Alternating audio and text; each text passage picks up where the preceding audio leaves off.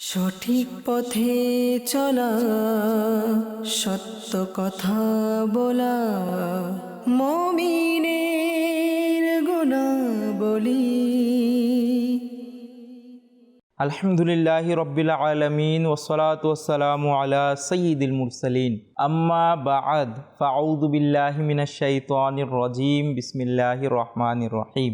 আসসালাতু ওয়াসসালামু আলাইকা ইয়া রাসূলুল্লাহ, আসসালাতু ওয়াসসালামু আলাইকা ইয়া হাবিবাল্লাহ, আসসালাতু ওয়াসসালামু আলাইকা ইয়া নবিয়াল্লাহ ওয়া আলা আলিকা ওয়া সাহাবিকা ইয়া নূরাল্লাহ। মাদিনী চ্যানেলের দর্শক শ্রোতা, দুরূদ শরীফের অসংখ্য অগণিত ফজিলত রয়েছে, যার মধ্যে হতে একটি ফজিলত হচ্ছে ক্বালা রাসূলুল্লাহি সাল্লাল্লাহু তাআলা আলাইহি ওয়া আলিহি ওয়াসাল্লাম আউলান নাসি বি ইয়াউমাল কিয়ামতি আকসারুহুম আলাইয়া সালাতান। নবী করিম রফুর রহিম সাল্লাল্লাহু তাআলা আলাইহি ওয়া আলিহি ওয়াসাল্লাম ইরশাদ করেন যে কাল কিয়ামতের দিন লোকদের মধ্যে আমার সবচেয়ে নিকটবর্তী ব্যক্তি সেই হবে যে অধিক হারে আমার উপর দুরূদ শরীফ পাঠকারী হবে। মাদিনী চ্যানেলের দর্শক শ্রোতা, কাল কিয়ামতের বিভীষিকাময় দিনের কথা আমরা সবাই শুনেছি। আমরা জানি যে খুব ভয়াবহ অবস্থা হবে সেই দিন। তখন যদি নবী করিম সাল্লাল্লাহু তাআলা আলাইহি ওয়া আলিহি ওয়াসাল্লামের সংস্পর্শতা, নবী করিম সাল্লাল্লাহু তাআলা আলাইহি ওয়া আলিহি ওয়াসাল্লামের সান্নিধ্য, নৈকট্য অর্জন করতে পারি, তাহলে সেটা হবে মুক্তির উপায়। সুতরাং মাদিনী চ্যানেলের দর্শক শ্রোতা, আমাদেরকে অধিক হারে দুরূদ শরীফ পাঠ করতে হবে। সাল্লু আলাল হাবিব সাল্লাল্লাহু তাআলা আলা মুহাম্মদ সাল্লাল্লাহু আলাইহি ওয়া আলিহি ওয়াসাল্লাম। মাদিনী চ্যানেলের দর্শক শ্রোতা, আমাদের অনুষ্ঠান মুমিনের গুণাবলী, এই অনুষ্ঠানে আপনাদের সবাইকে জানাই স্বাগতম। আলহামদুলিল্লাহি তাআলা, আমাদের এই অনুষ্ঠানে মুমিনের, একজন প্রকৃত মুমিনের বিভিন্ন গুণ, বৈশিষ্ট্য, সুন্দর সুন্দর বৈশিষ্ট্য, যেগুলোর উপর আমল করলে আমরা দুনিয়া ও আখিরাতে সফল কাম হতে পারবো, এমন বৈশিষ্ট্য ও গুণ সম্পর্কে আলোচনা করা হয়। আজও আমরা একটি খুবই সুন্দর বৈশিষ্ট্য সম্পর্কে আলোচনা করব। যদি আমরা এটা আমাদের জীবনে বাস্তবায়ন করতে পারি, তাহলে আমাদের ব্যক্তি জীবনে, পরকালে আমরা ইনশাআল্লাহ সাকসেস হতে পারবো। মাদিনী চ্যানেলের দর্শক শ্রোতা, আল্লাহ তাআলা কুরআনে পাকের মধ্যে সূরা তাওবাতে আয়াত নম্বর 119-এ ইরশাদ করেন, ইয়া আইয়ুহাল্লাযীনা আমানুত্তাকুল্লাহা ওয়া কুনু মা'আস সাদিকিন। মাদিনী চ্যানেলের দর্শক শ্রোতা, মহান আল্লাহ তাআলা কুরআনে পাকের এই আয়াতটিতে ইরশাদ করছেন, হে ঈমানদারগণ, তোমরা আল্লাহ তাআলাকে ভয় করো এবং সত্যবাদীদের সঙ্গ অবলম্বন করো। মাদিনী চ্যানেলের দর্শক শ্রোতা, এখানে মহান আল্লাহ তাআলা এমন ব্যক্তিদের সঙ্গ অবলম্বন করতে ইরশাদ করছেন যারা সত্যবাদী। এই সত্যবাদী ব্যক্তিরা কারা এবং এই সঙ্গ অবলম্বন করার দ্বারা উদ্দেশ্য কি, আসুন আমরা তাফসিরের মাধ্যমে জেনে নিই। তাফসিরে সিরাতুল জিনানের মধ্যে রয়েছে, সেই নেক লোকদের সঙ্গ অবলম্বন করার একটি উপায় হচ্ছে তাদের সংস্পর্শতার মধ্যে থাকা। আর তাদের সংস্পর্শতার মধ্যে থাকার দ্বারা এই প্রভাব হবে যে তাদের চারিত্রিক দিক এবং তাদের বৈশিষ্ট্য আমাদেরকেও গুনাহ থেকে নিরাপদ রাখবে এবং নেকি করার তৌফিক পেয়ে যাব। আর এটার একটি প্রভাব এটাও হবে যে অন্তরের কঠোরতা দূর হয়ে যাবে, আর সেটার মধ্যে আমরা নম্রতা অনুভব করব। ঈমানের উপর মৃত্যু এবং কবর ও হাসরের ধ্বংসলীলার ব্যাপারে আমরা চিন্তা করার সুযোগ পাব। এই জন্য আমাদের উচিত আমরা যেন নেককার লোকদের সাথে সম্পর্ক তৈরি করি এবং তাদের সান্নিধ্য অবলম্বন করি। মাদিনী চ্যানেলের দর্শক শ্রোতা, অবশ্যই এই যে একটি বৈশিষ্ট্য যে নেককার লোকদের সংস্পর্শতা অবলম্বন করা, নেককার লোকদের সান্নিধ্য অবলম্বন করা, নেককার লোকদেরকে বন্ধু বানানো, এই বৈশিষ্ট্য কিন্তু আমাদেরকে দুনিয়া ও আখিরাতে সফল করবে। যদি একটি উদাহরণ আমরা বাস্তব জীবনে দেখতে পাই, যে যদি কেউ কোনো একটা স্কুলে পড়ে, কোনো স্টুডেন্ট কোনো একটা স্কুলে পড়ে, সেই স্কুলের মধ্যে সেই স্টুডেন্ট যদি একদম পড়ালেখা করে না, বারবার ফেল করে, তার কন্ডিশন একদম নিম্ন পর্যায়ের, তারপরও সে কিন্তু অনেক কিছু সেই তার পড়ালেখার যে বিষয়টা আছে, কার্যক্রমটা আছে, তার ধারণা কিন্তু বড় এক ধারণা তার থাকে। তাকে জিজ্ঞেস করলে সে বলতে পারবে যে একটি সাবজেক্টের মধ্যে কি কি পড়ানো হয়, এতটুকু সে অবশ্যই বলতে পারবে, যদিও বা সে তার ক্লাসের মধ্যে সবচেয়ে নিম্ন পর্যায়ের ছাত্র, অর্থাৎ পড়ালেখা পারে না বা পড়ালেখাতে অমনোযোগী, পড়ালেখা সে সেইভাবে করে না, তারপরে সে সেই বিষয়ে জানবে। এটার কারণ কি? এটার কারণ হচ্ছে যেহেতু প্রতিদিন স্কুলের মধ্যে পড়ানো হয়, কোনো না কোনোভাবে সে জানতে পায়, এবং তার বইয়ে যেহেতু এগুলো আছে, তো সে তার যেহেতু কোনো না কোনো কারণে পড়ার জন্য নাই হোক, কোনো না কোনো কারণে কখনো না কখনো বই খোলা হয়, তো সে সেই বিষয়ে জানতে পারে। তারপর আমরা যদি এইভাবে করে একটি ব্যবসায়ীর উদাহরণ নিয়ে নেই, একটি সাধারণ ব্যক্তি কোনো একটা কোম্পানিতে সে জব করে বা যে কোনো একটা, তার ফিল্ড একদম আলাদা, কিন্তু সে যদি কোথাও যেতে থাকে, কোনো অন্য একটা কিছুতে যেতে থাকে, যেমন আমরা যদি এটাকে এইভাবে নিয়ে নেই, রিয়েল এস্টেট বিজনেস। স্বাভাবিক সবাই আমরা জানি না রিয়েল এস্টেট বিজনেস কি, কিন্তু কেউ যদি তার বন্ধু যদি রিয়েল এস্টেট বিজনেসের করে থাকে, বিজনেসম্যান হয় রিয়েল এস্টেটের, তাহলে সে যদি তার সংস্পর্শতায় থাকে, তো কিছু না কিছু তারও জানা হয়ে যায়। এই যে এই কারণগুলো কি, যে একজন ছাত্র একদম পড়াতে মনোযোগী নেই, সে ভালোভাবে স্কুলে উপস্থিত থাকে না, কিন্তু সে সেই বিষয় সম্পর্কে একটা ভালো ধারণা রাখে। ঠিক তেমনিভাবে তার বন্ধু অন্য কোনো একটা ফিল্ডে কাজ করে, যে ফিল্ড নিয়ে সে পড়াশোনাও করেনি তার কোনো সাবজেক্টে, বা সে সেই ফিল্ডে যায়ও নি, তারপরও সে সেই বিষয়গুলো সম্পর্কে একটা ভালো ধারণা রাখে। এর অনেক বড় একটা কারণ হচ্ছে সংস্পর্শতা। কেননা যেহেতু সেই ছাত্র সেই স্কুলে গিয়ে তার বন্ধুদের সংস্পর্শতায় থাকে, তাদের মধ্যে কেউ এমনও আছে যে অনেক ভালো পড়ে, কেউ কিছু না কিছু পড়ে, সেই বইগুলোর সংস্পর্শতায় থাকে, সেই ক্লাসের মধ্যে থাকে, যেই ক্লাসে এই সম্পর্কে আলোচনা করা হয়। অনুরূপ সেই বিজনেসম্যান বা সেই ব্যক্তি, তার বন্ধু যে রিয়েল এস্টেট বা আদার কোনো বিজনেস করে, সেখানে যায় বারবার, তার বন্ধুর সাথে কথা হয়, সে বিষয়গুলো দেখে, যার কারণে সে যদিও বা সেটা না করে, সেটা নিয়ে পড়ালেখা করেনি, তারপরও মানুষ দেখতে পায়, শুনতে পায়, সে একজন মানুষ দেখতে পায়, শুনতে পায়, তো তার সেই ব্যাপারে ধারণা হয়ে যায়। মাদিনী চ্যানেলের দর্শক শ্রোতা, এটা তো খুব ভালো ভালো উদাহরণ ছিল, যে কেউ ভালো কিছু জানছে, কেউ ভালো কিছু শুনছে, কিন্তু এটা কিন্তু একটি খারাপ দিকও রয়েছে। যেমন আজ যদি এক বড় সংখ্যক, অনেক বড় সংখ্যক, যদি আমরা যারা, আল্লাহ তাআলা সবাইকে বাঁচাক, যারা নেশা করে, যারা অ্যাডিক্টেড কোনো খারাপ বিষয়ের প্রতি বা কোনো খারাপ জিনিসের প্রতি, যারা অ্যাডিক্টেড, নেশা করে, নেশাগ্রস্ত, তো তাদের থেকে জানলে এটা জানা যায় যে তারা কিভাবে এই নেশায় অভ্যস্ত হয়েছে বা নেশাগ্রস্ত হয়েছে। কারণ কেউ তো নিজের স্বাভাবিক জীবনে নেশায় পড়ে না বা নেশাগ্রস্ত থাকে না, অ্যাডিক্টেড থাকে না।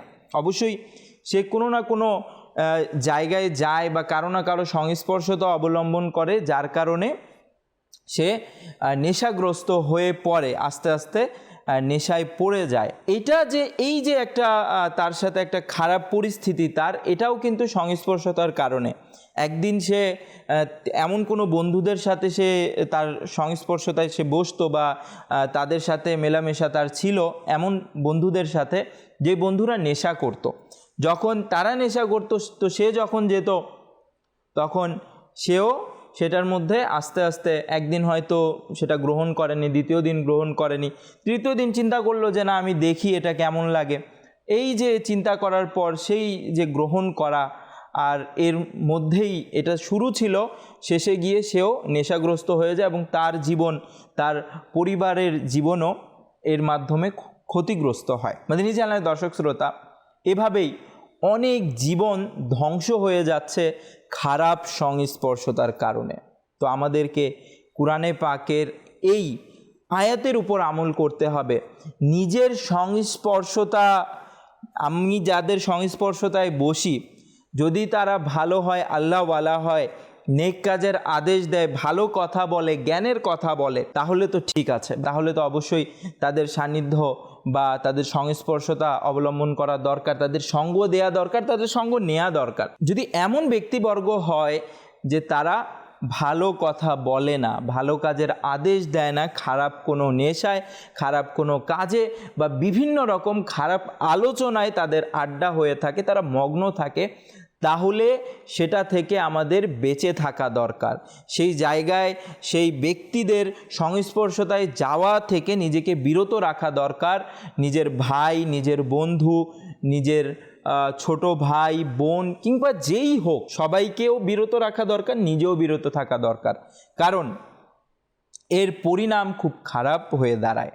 আর এটাই সত্য, অনেক ধূমপানকারী শুধু ধূমপান এই জন্য করে যে তার বন্ধুরা ধূমপান করত বা তার ঘরের মধ্যে কোনো একটা ব্যক্তি ছিল সে ধূমপান করত, তাকে দেখে দেখে সে ধূমপান শিখে গিয়েছে। তো সংস্পর্শতার প্রভাব খুব, যদি খারাপ হয় তাহলে খুবই খারাপ হয়, আর ভালো হলে অবশ্যই আমাদের ভালো সংস্পর্শতা অবলম্বন করা দরকার। ভালো সংস্পর্শতার যদি আমরা অবলম্বন করি তাহলে এর দ্বারা নিজের জীবনে অনেক পরিবর্তন আসে। কারো বন্ধু যদি ভালো কথা বলে, ভালো কাজের আদেশ দেয়, তো দেখা যায় অন্য বন্ধুও সে তার সাথে তার সংস্পর্শতা অবলম্বন করতে করতে দেখা যায় একদিন নিজেকে পরিবর্তন করে ফেলে এবং ভালো কাজের দিকে চলে আসে। মাদানী চ্যানেলের দর্শক শ্রোতা, তো আমাদেরকে কুরআনে পাকের এই আয়াতের উপর আমল করা দরকার। ওয়াকুনু মাআস সাদিকিন, আমাদেরকে সত্যবাদীদের, অর্থাৎ যারা ন্যায়পরায়ণ, ন্যায় কাজ করে, সত্য কথা বলে, সত্যের পথে চলে, অসৎ পথ থেকে দূরে থাকে, তাদের সংস্পর্শতা অবলম্বন করা দরকার। আবু দাউদ শরীফের হাদিস শরীফ, নবী করিম রউফুর রহিম সাল্লাল্লাহু তাআলা আলাইহি ওয়া আলিহি ওয়াসাল্লাম ইরশাদ করেন, আর রজুলু আলা দীনি খলিলিহি ফালইয়ানজুর মাইয়ু খালিল। নবী করিম রউফুর রহিম সাল্লাল্লাহু তাআলা আলাইহি ওয়া আলিহি ওয়াসাল্লাম খুব সুন্দর একটি গাইডলাইন, নির্দেশনা আমাদেরকে দিচ্ছেন যে একজন বন্ধু তার বন্ধুর ধর্মের উপর থাকে, সুতরাং তাকে এটা দেখা উচিত যে সে কার সাথে বন্ধুত্ব করছে।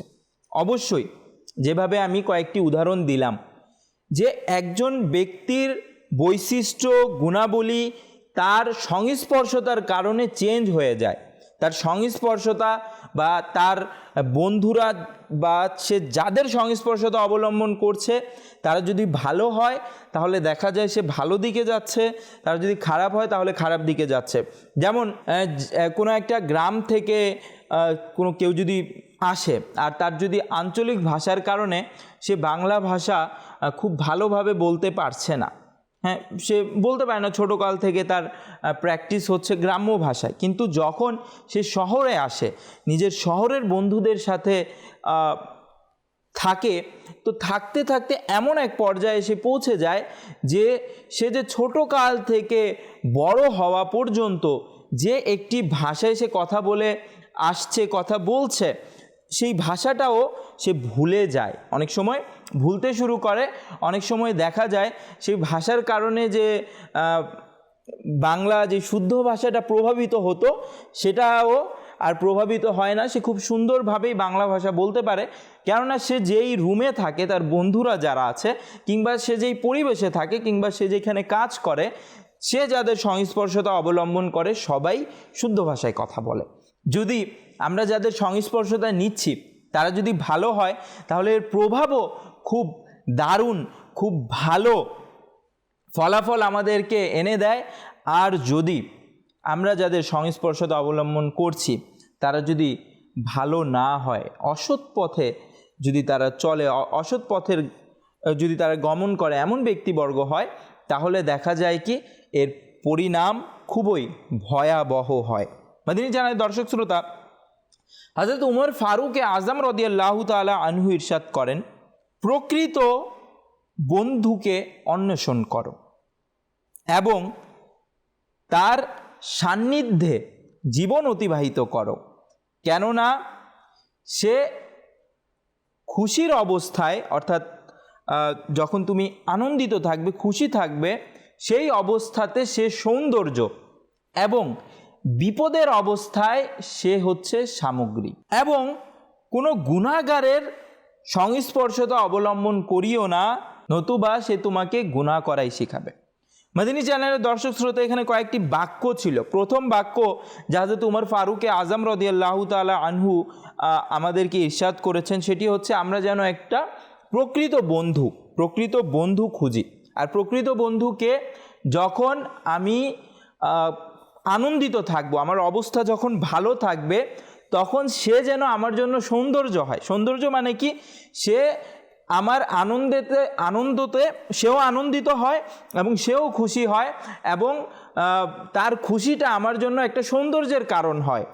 আর যদি আমি বিপদে পড়ি, তাহলে সে আমার জন্য সামগ্রী হয়, অর্থাৎ আমার বিপদটা দূর করার জন্য সে যথাসাধ্য চেষ্টা করে, আমার বিপদে আমার পাশে এসে দাঁড়ায়, আমাকে ভাঙতে দেয় না, আমাকে সান্ত্বনা দেয়। অন্যথায় যদি খারাপ বন্ধু হয়, তাহলে আমি যদি কোনো কাজে খুশি হই, বা আমি নিজের জবে যদি প্রমোশন পাই, বা কোনো একটি ভালো কিছু আমার অর্জন হলে তার হিংসে লাগে, সে হিংসা অনুভব করে, সে আমার ক্ষতি করার চেষ্টা করে, আর বিপদে পড়লে আমাকে ছেড়ে চলে যায়। মাদিনী চ্যানেলের দর্শক শ্রোতা, অবশ্যই যে দিনদার হয়, যে নবী করিম সাল্লাল্লাহু তাআলা আলাইহি ওয়া আলিহি ওয়াসাল্লামের সুন্নাহ অনুসারী হয়, অবশ্যই সেই প্রকৃত বন্ধু। হযরত সাইয়্যিদুনা ঈসা আলা নবিয়্যিনা ওয়া আলাইহিস সালাতু ওয়াস সালাম ইরশাদ করেন, এমন লোকদের সংস্পর্শতা অবলম্বন করো যাদের কথাবার্তা তোমার জ্ঞান বৃদ্ধি করে এবং যার আমল তোমাকে আখিরাতের প্রতি আগ্রহী করে তোলে। অবশ্যই মাদিনী চ্যানেলের দর্শক শ্রোতা, এমনই বন্ধুর সংস্পর্শতা অবলম্বন করা দরকার। আলা হযরত রহমতুল্লাহি তাআলা আলাইহি খুব সুন্দর একটি ঘটনা উল্লেখ করেন, যার সারাংশ আমি বলছি। যে একজন ব্যক্তি থাকে, তো সেই ব্যক্তির ইন্তেকালের পর হঠাৎ করে তার কবরটা খুলে যায়। তো যখন তার কবরটা খুলে যায়, তখন লোকেরা দেখে তার শরীরের মধ্যে একটা গোলাপ ফুলের গাছ পেঁচিয়ে আছে, এবং সেটার মধ্যে দুটি ফুল ধরে আছে আর কি, ফুল দেখা যাচ্ছে, গোলাপ ফুল। তো যখন কবর খুলে যায়, লোকেরা ভাবে যে তাকে আমরা অন্য এক জায়গায় কবর দিব। তো যখন অন্য এক জায়গায় কবর দেওয়ার জন্য কবর খনন করে, তখন দেখে সেটার মধ্যে একটা অজগর সাপ। দেখে তারা হতভম্ব হয়ে যায়, এবং এই ব্যাপারে কোনো এক বিবেকবান লোক, মেধাবী লোকের কাছে প্রশ্ন করে। তো সে বলে যে সে যেখানে আছে নিশ্চয়ই সেখানে কোনো, অর্থাৎ তার যেই কবরটা বর্তমানে ছিল, যেটা ফেটে যাওয়ার পর তাকে বের করা হলো, সেই কবরের পাশে নিশ্চয়ই কোনো আল্লাহওয়ালা আছে, কারণ তার গুনাহের কারণে তার কাছে অজগর সাপ আসছিল, কিন্তু সেই আল্লাহওয়ালার সংস্পর্শতার বদৌলতে সেই সাপটি গোলাপ ফুলের গাছে পরিবর্তন হয়ে গেছে। মাদিনী চ্যানেলের দর্শক শ্রোতা, আসলেই দুনিয়াতেও এবং আখিরাতেও সৎ লোকদের, নেককারদের, আল্লাহওয়ালাদের সংস্পর্শতা আমাদেরকে লাভবান করবে। সুতরাং অবশ্যই আমাদের আল্লাহওয়ালাদের সংস্পর্শতা অবলম্বন করা দরকার। কেননা যদি অসৎ লোকদের, বিপদগামী লোকদের আমরা সংস্পর্শতা অবলম্বন করি, তাহলে দুনিয়াতেও আমাদেরকে আফসোস করতে হবে, এবং আখিরাতে গিয়েও আল্লাহ তাআলা না করুক আমরা খুব খারাপ পরিণামে পৌঁছতে পারি। কুরআনে পাকের মধ্যে একটি আয়াত রয়েছে, আয়াতের মধ্যে আল্লাহ তাআলা ইরশাদ করেন, আমি যদি অমুককে বন্ধু না বানাতাম। তো এইভাবে করে যারা বিপদগামী লোকদের কারণে পথভ্রষ্ট হয়েছে এবং দিন থেকে দূরে সরে গেছে, তারা কাল কিয়ামতের দিন আফসোস করবে আক্ষেপ প্রকাশ করবে, কিন্তু তখন এই আক্ষেপ, এই আফসোস কোনো কাজে দিবে না।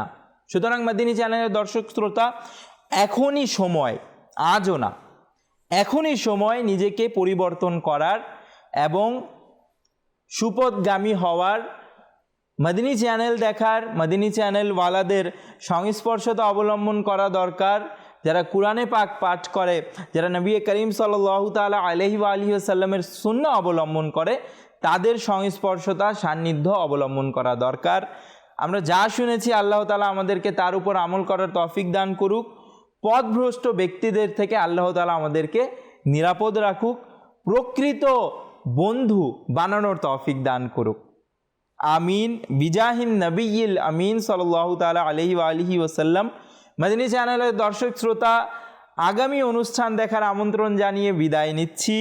সাল্লু আলাল হাবিব সাল্লাল্লাহু তাআলা আলা মুহাম্মদ সাল্লাল্লাহু আলাইহি ওয়া আলিহি ওয়াসাল্লাম। সঠিক পথে চলা, সত্য কথা বলা, মুমিন